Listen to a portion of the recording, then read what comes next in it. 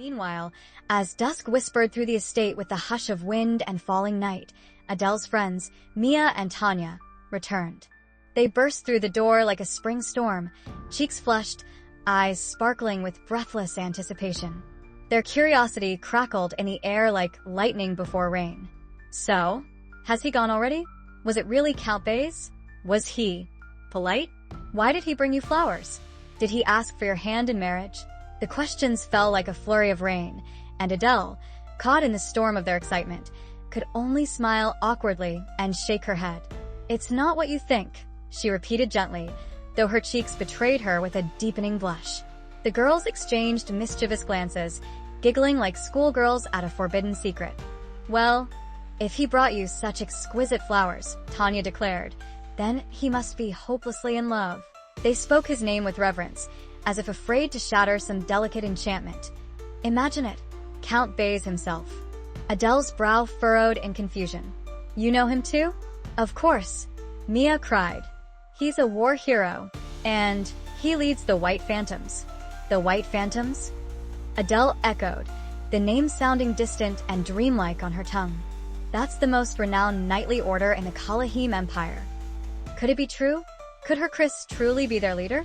It felt like something from a tale whispered by candlelight, a fantasy her heart longed to believe, though her mind clung to reason.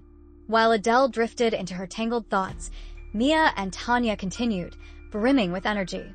"So, did he ask you to marry him? Or maybe he wants to court you first?" Adele turned pale. The words refused to form. How could she explain? But before she could answer, a sudden knock echoed through the house, loud, urgent. And then, a voice from the shadows outside. "Is anyone home?" The women instantly turned toward the door. A commanding voice echoed from outside. "We've come on behalf of His Majesty's palace." Adele froze, as if a cold wind had pierced her soul. The palace? What could the imperial family possibly want from her? Moments later, 3 men stepped inside, cloaked in rich garments bearing the colors of the imperial house. 2 stood like marble statues, guards with eyes like frost. The third, taller and exuding quiet authority, was clearly their leader. He spoke with measured power.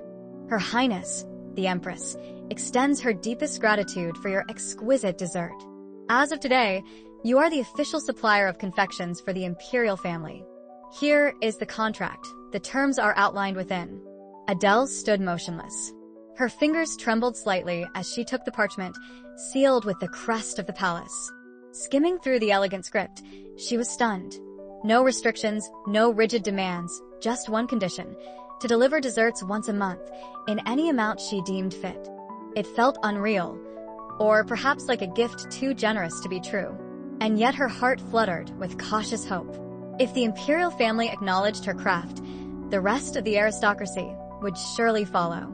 Perhaps, finally, she could stop merely surviving and start truly living. Without further hesitation, Adele signed the contract.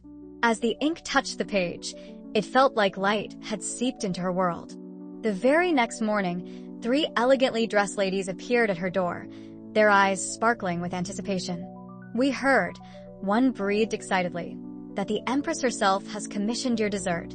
We simply must taste it." "We want to place an order too," chimed another. The whispers of her name spread like wind across the city.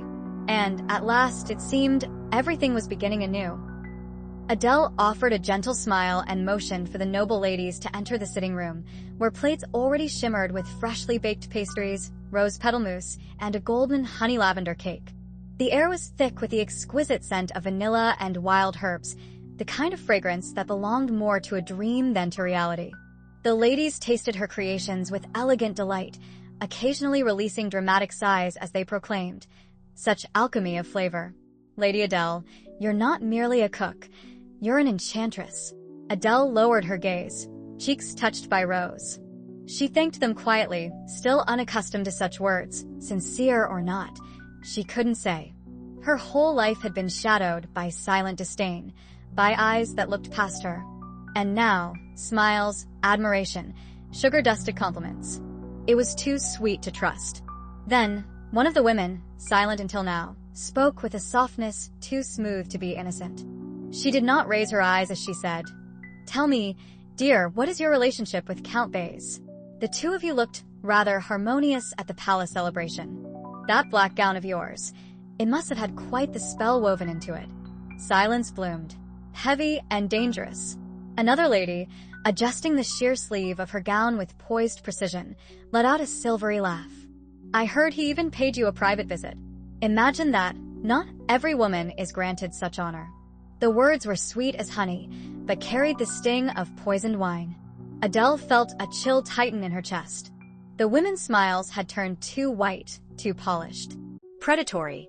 He's rumored to be named the next commander of the Imperial Guard, murmured a third, leaning in, her voice like silk draped over a dagger. My son has failed the selection thrice.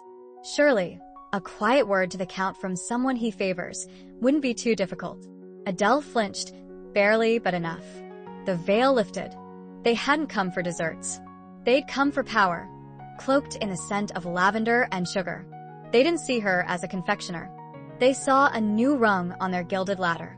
The room suddenly felt too small, suffocating. For a breathless second, she imagined the wallpaper listening, imagined eyes behind the curtains, recording her every word. And then, like a whisper in the back of her mind, came the thought, the Count is soon to wed the Emperor's daughter. A single rumor could unravel everything. Society didn't crave truth, only suggestion, only shadows of scandal. And once your name was spoken in the right circles, it could haunt the city like a ghost. Adele suddenly cut the women off, her voice rising almost to a shout. You've misunderstood everything.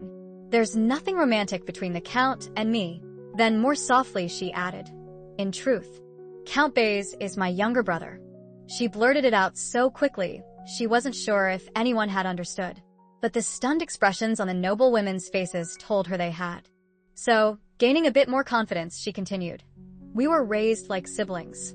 He's not my blood relative, but he's always been family. After my mother died, I moved in with my father and we lost contact for a while.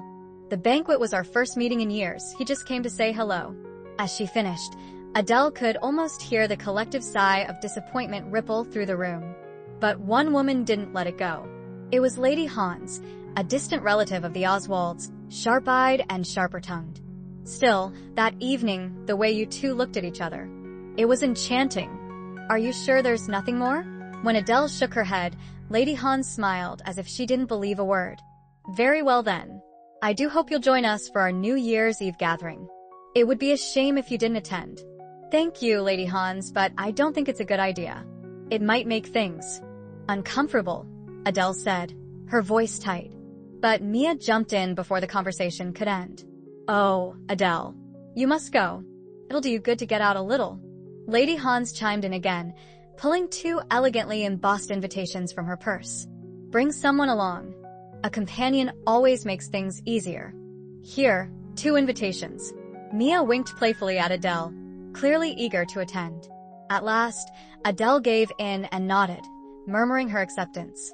When the guests were finally gone, Adele sat down with her maid, Tanya. I hope it all turns out well, my lady, Tanya said gently. Of course it will, Adele smiled, though it didn't quite reach her eyes. We'll be supplying desserts to the palace soon. No more worrying about money. And please, don't call me my lady. People might get the wrong idea. Forgive me. I just want things to go right for you. You've suffered enough. That life with the late Lord Oswald, it wasn't a marriage, it was a prison. And if Count Baze truly is like a brother to you, why not ask him for help? A shadow passed over Adele's face. Her fingers curled around the rose she had been trimming for a vase, thorns digging into her palm until blood bloomed like crimson petals. Oh no, my lady, I'm sorry. I've overstepped again. Tanya exclaimed, panic in her voice. It's all right, Tanya, Adele whispered. It just reminded me of what happened in the Oswald estate. Her heart thundered in her chest. She knew some things could never be forgotten, not even in the silence, not even in the dark.